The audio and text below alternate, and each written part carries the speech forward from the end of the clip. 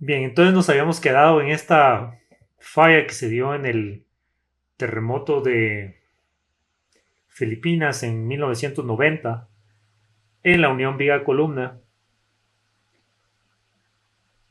en esta fotografía. Y decíamos que la Junta no está diseñada para ser el punto débil entre los cuatro componentes. ¿Cuáles cuatro componentes? Bueno, las dos columnas y las dos vigas, ¿no? Entonces, los elementos están sometidos a altos esfuerzos cortantes durante la actividad sísmica y no están adecuadamente reforzados.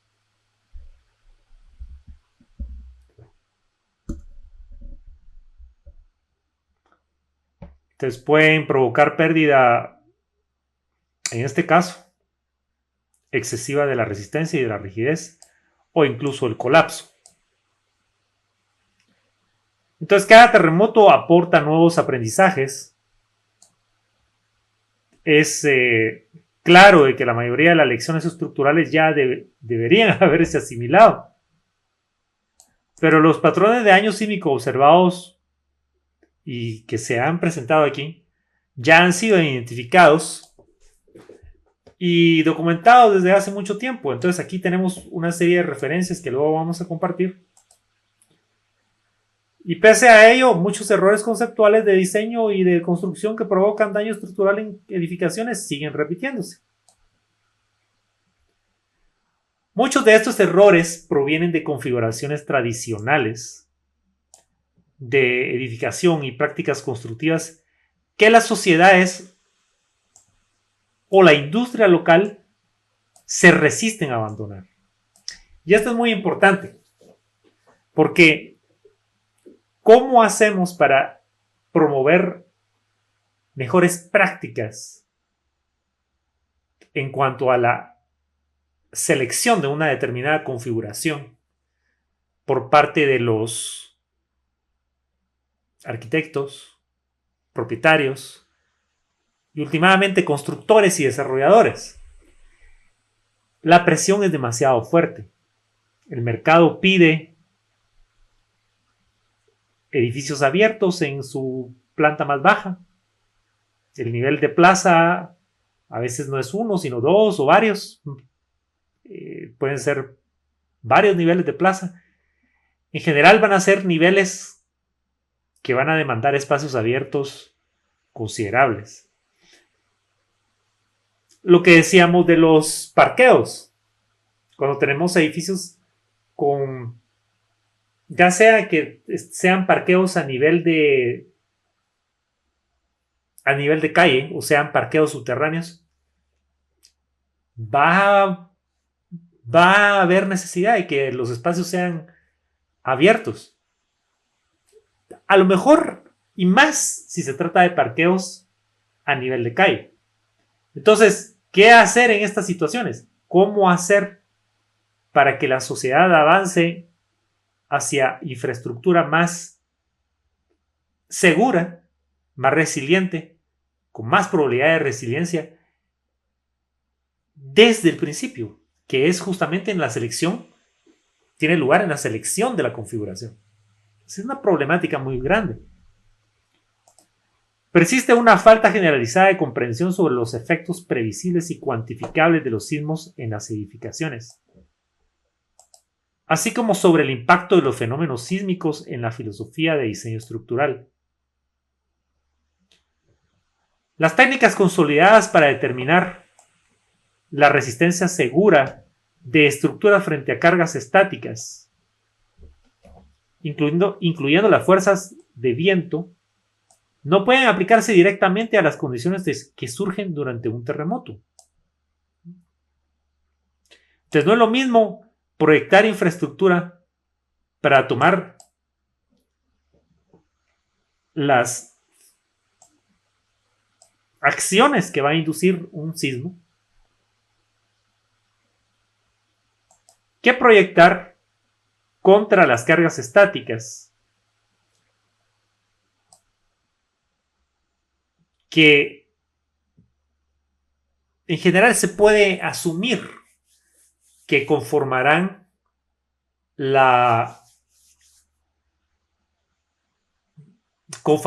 manera aceptable la caracterización de dichas acciones, la caracterización de la influencia de dichas acciones sobre la infraestructura de edificación. No es lo mismo la acción proveniente de las cargas estáticas que de aquella que proviene de cargas dinámicas, sobre todo asociadas con terremotos. Entonces, a eso se refiere aquí, a las técnicas consolidadas para determinar la resistencia segura de estructuras frente a cargas estáticas. Ahí se puede meter incluso a las fuerzas de viento, aunque no son exactamente cargas estáticas, pero se ha logrado caracterizar con éxito, con más éxito, a las cargas provenientes de viento en un formato de carga estática. Con los terremotos se ha logrado, pero hay sutilezas que todavía persisten como un reto.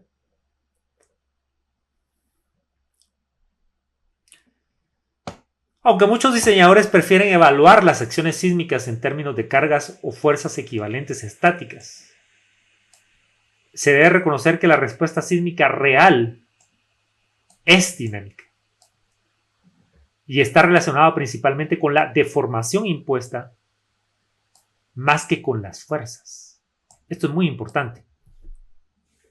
A la postre es la deformación la que, ya cuando una estructura tiene cierta ductilidad, digamos, termina siendo más importante qué ocurre en términos de desplazamientos que qué ocurre en términos de fuerzas internas. Para absorber grandes deformaciones inducidas sísmicamente, la mayoría de las estructuras deben ser dúctiles. Lo que decía hace un momento. Para ello, el diseño de la infraestructura, de tal forma de que sea resistente a terremotos, es preferible considerar las fuerzas generadas por desplazamientos inducidos por el sismo en lugar de las cargas tradicionales. Repitamos esto, que es muy importante. Entonces, para absorber grandes deformaciones inducidas sísmicamente, se requiere ductilidad. Y para ello, en el diseño de las estructuras resistentes a sismos, es preferible considerar las fuerzas generadas por desplazamientos inducidos por el sismo en lugar de las cargas tradicionales. ¿Sí? Entonces es mejor empezar a ver este asunto desde una perspectiva de desplazamientos más que de fuerzas.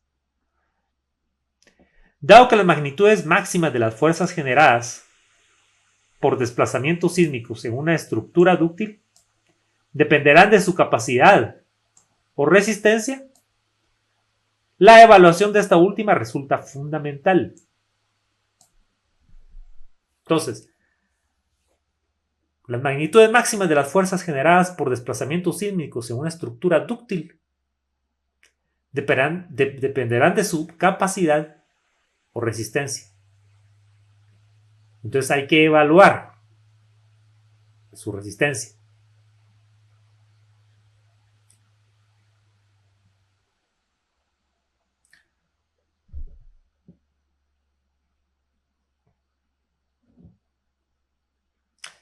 Estado límite de diseño sísmico. Es habitual considerar distintos niveles de protección sísmica, cada uno de los cuales enfatiza un aspecto particular que debe ser abordado por el diseñador. Distintos niveles de protección sísmica. En términos generales, estos niveles se relacionan con la preservación de la funcionalidad, con diferentes grados de esfuerzo para minimizar el daño ante un evento sísmico significativo y con la prevención de pérdida de vidas humanas. La posibilidad de aplicar estos niveles dependerá de la disposición de la sociedad para asumir sacrificios y de las limitaciones económicas dentro de las cuales debe operar. Sacrificios. Sacrificios que la humanidad debe estar dispuesta a asumir. ¿Está dispuesta a asumir la sociedad esos sacrificios? Si no ha visto las consecuencias de no asumirlos.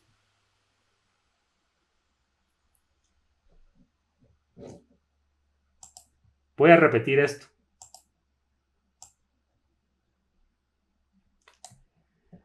¿Está dispuesta la sociedad a asumir esos sacrificios?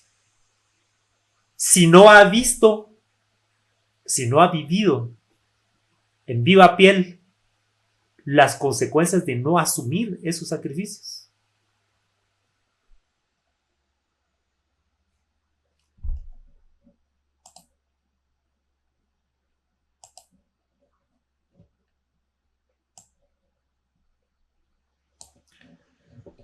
Aunque las zonas sísmicas están actualmente bien definidas, la predicción de un evento sísmico dentro del periodo de vida útil de una edificación sigue siendo muy imprecisa. Sin embargo, deben realizarse estimaciones de amenaza sísmica en las regiones afectadas con el fin de optimizar el equilibrio entre el nivel de protección deseado y su costo.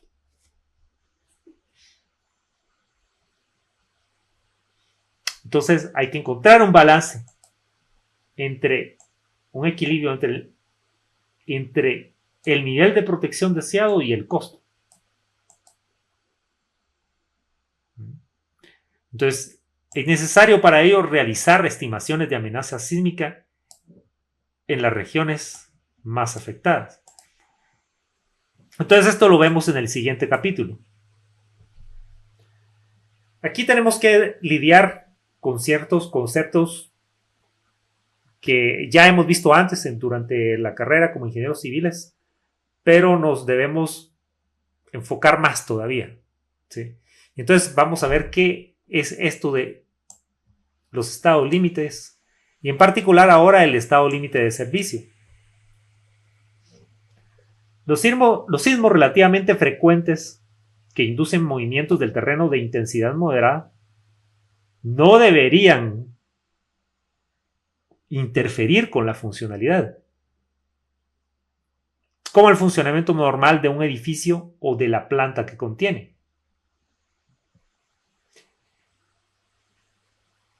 Esos sismos frecuentes no deben interferir en la funcionalidad, en el día a día, en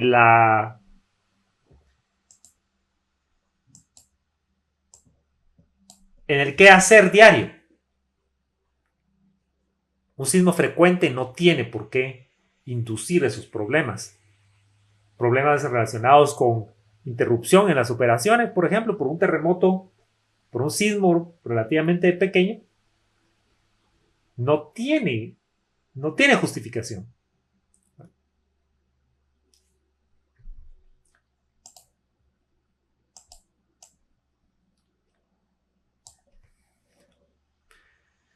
Esto implica que no debe producirse daño que requiera reparación, ni en la estructura ni en los componentes no estructurales, muy importante, los componentes no estructurales, incluyendo el contenido. Los componentes no estructurales suelen ser los que, provocan tanta interrupción de las operaciones cuando se dañan por sismos relativamente pequeños, más, probablemente más, que lo que provoca el daño estructural propiamente dicho. Entonces, por eso, de un tiempo para acá surgió un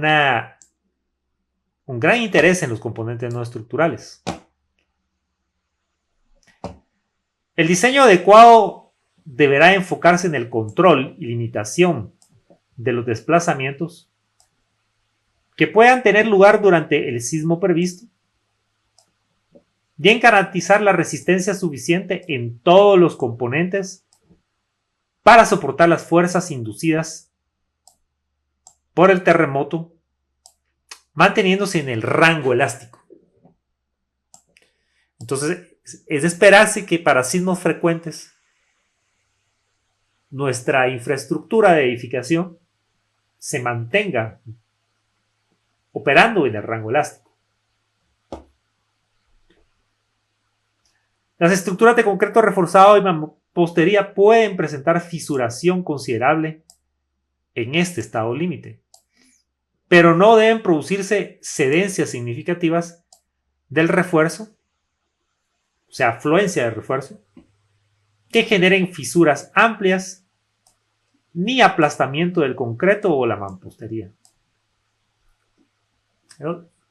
Este tipo de problemas sería inaceptable para terremotos o sismos frecuentes, que estarán muy por debajo del terremoto máximo esperado, e incluso que el terremoto de diseño. Estado límite de control de daños. Ante movimientos sísmicos de intensidad superior al estado límite de servicio, puede ocurrir cierto nivel de daño.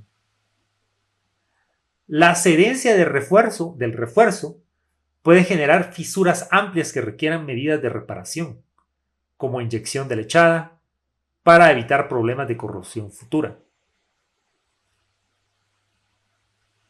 También puede presentarse aplastamiento o descascaramiento del concreto, lo que exige la remoción y reemplazo del material dañado. Se puede definir un segundo estado límite que marca la frontera entre el daño económicamente reparable y el daño irreparable o antieconómico de reparar.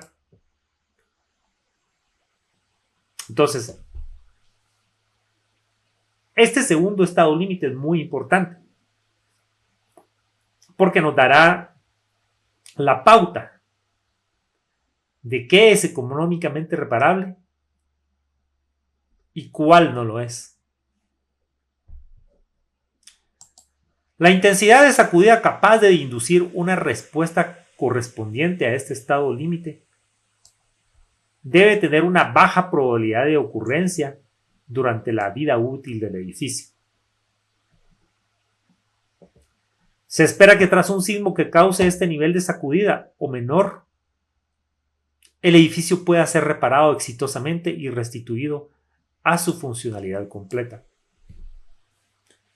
Entonces, un sismo que cause este nivel de movimiento o menor que este nivel de movimiento tiene que poder ser reparado y restituido a su plenitud en términos de funcionalidad.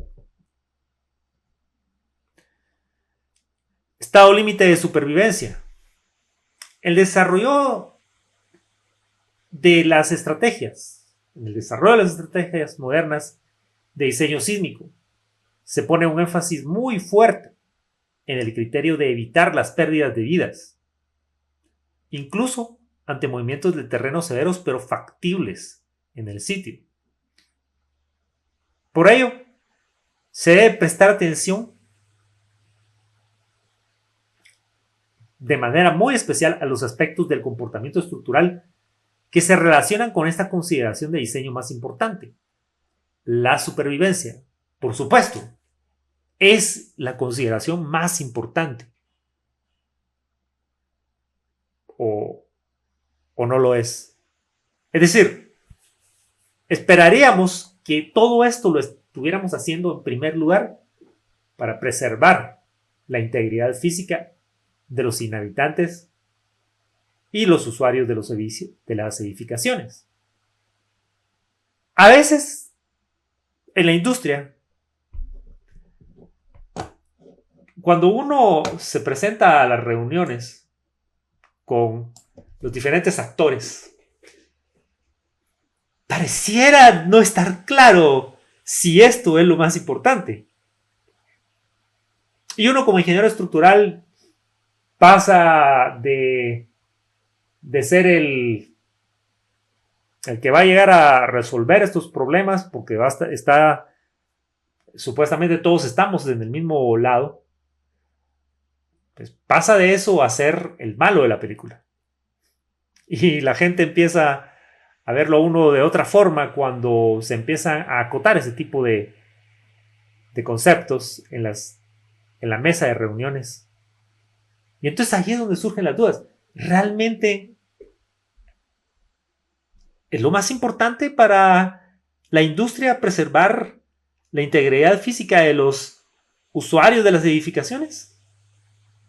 ¿O hay otros asuntos de más alta prioridad?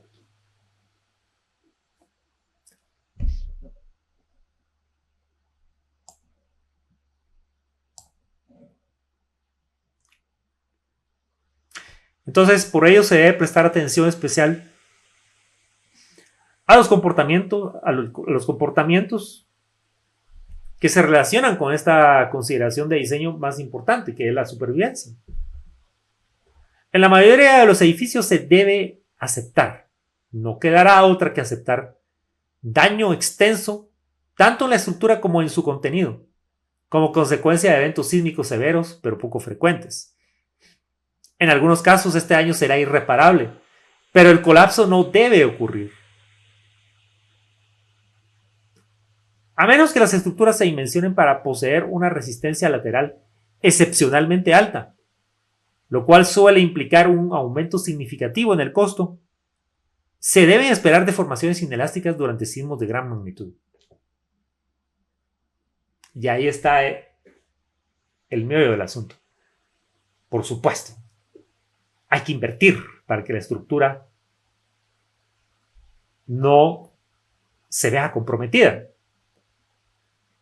Entonces, como dice, a menos de que las estructuras se dimensionen para poseer una resistencia lateral muy alta, lo cual implica un aumento significativo en el costo, se deben esperar deformaciones inelásticas durante sismos de gran magnitud. Entonces, las deformaciones inelásticas podemos contar con ellas para un sismo de gran magnitud. De esta cuenta, el diseñador deberá enfocarse en características estructurales que aseguren que durante la duración esperada del sismo se puedan acomodar desplazamientos relativamente grandes, sin pérdida significativa de la resistencia lateral, y que se mantenga la integridad estructural para soportar cargas gravitacionales. Este curso pone énfasis particular en estos aspectos de la respuesta estructural. Debe reconocerse que las fronteras entre las distintas intensidades de movimiento del terreno, que requieren cada uno de los 3 niveles de protección mencionados, no pueden definirse con precisión. O sea, son categorías de comportamiento estructural. O más bien, no quiero mencionar todavía esa palabra, pero la diré simplemente. Categorías de desempeño que no forman una línea perfectamente dividida entre uno y otro. Entonces, hay que manejarse con cuidado cuando establecemos esas diferencias. Existe un grado de incertidumbre mucho mayor en las recomendaciones de los códigos de construcción para determinar las intensidades de las fuerzas sísmicas de diseño lateral en comparación con cualquier otro tipo de carga que pueda afectar a una edificación. Pues hay mucha más incertidumbre en las recomendaciones de los códigos de construcción cuando de determinar las fuerzas sísmicas se trata. Se tiene más certeza de lo que ocurre con la carga muerta, por supuesto. Con la carga viva, pues también, aunque la variabilidad de la carga viva es un tema también ampliamente abordado, de muchísimo debate en tiempos recientes. Pero a grandes rasgos, sabemos que las fuerzas sísmicas van a ser en general,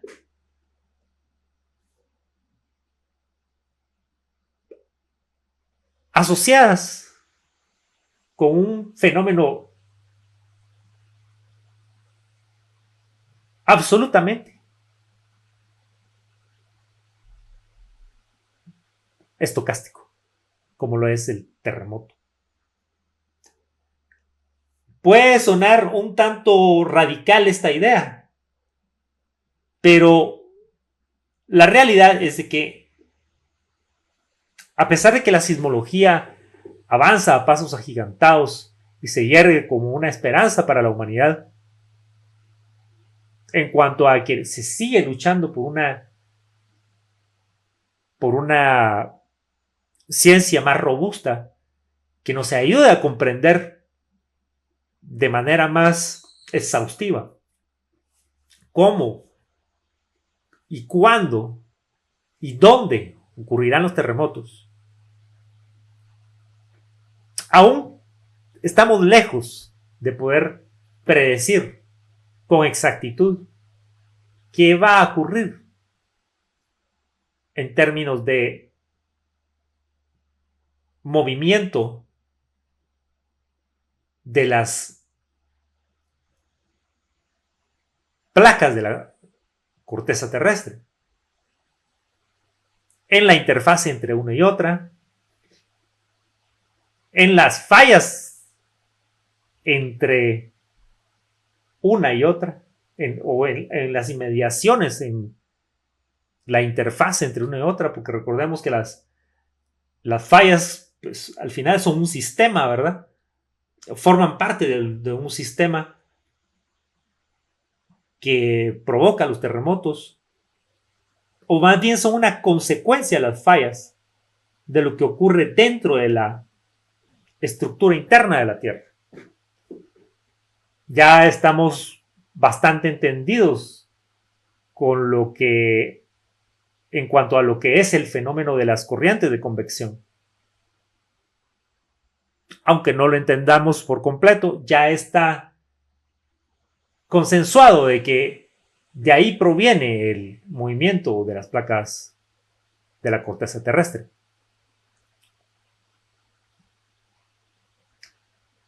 O corteza oceánica.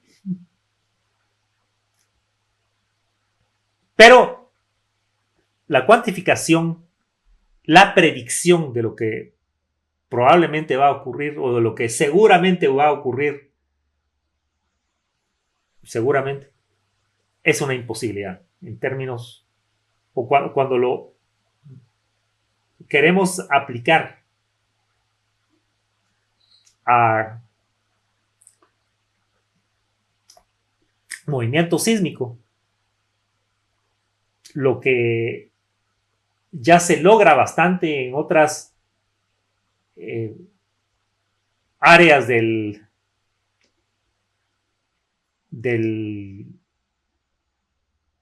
la cuantificación de los desastres naturales, o desastres, como les gusta que le llamemos, a secas, desastres, a los científicos del riesgo, de los riesgos naturales, y otra vez, ¿usamos riesgos o usamos riesgos naturales? ¿Cuál palabra es más apropiada? Cada vez es más consensuado que la palabra correcta es decir riesgos y no riesgos naturales. Por una cuestión de que, bueno, es un poco filosófico si ustedes quieren, pero riesgos a secas suena como que la responsabilidad es nuestra, en tanto que riesgos naturales da la impresión de que si esa frase la lee algún político, va a decir, bueno, pero eso es algo que ocurre como un fenómeno natural, entonces no podemos hacer nada al respecto. Entonces no hagamos nada. Y ese dinero mejor, en lugar de usarlo para la prevención, esos préstamos ese dinero, esos fondos, no lo usemos para prevención, usémoslo para la campaña, para la prevención de los desastres. No, usémoslo para para otras cosas. Dije la campaña, pero la campaña implica muchas otras cosas, como ustedes, amables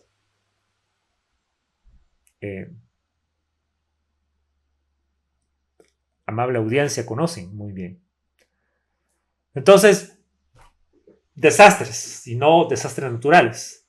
Riesgos y no riesgos naturales. Sobre todo porque muchos de estos riesgos, muchos de estos desastres, no solo no son tan naturales después de todo, tienen un componente antropogénico bien definido y bien identificado.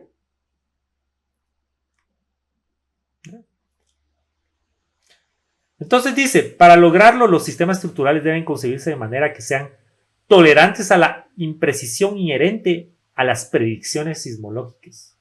Por eso, por todo esto que estábamos diciendo, es que dice esto último. El reto es majestuoso, porque el proceso de diseño por capacidad que se desarrolla en este curso busca adaptarse a este asunto persistente de la incertidumbre. Entonces, para lograrlo, los sistemas estructurales se tienen que concebir de manera que sean tolerantes a la imprecisión inherente a las predicciones sismológicas.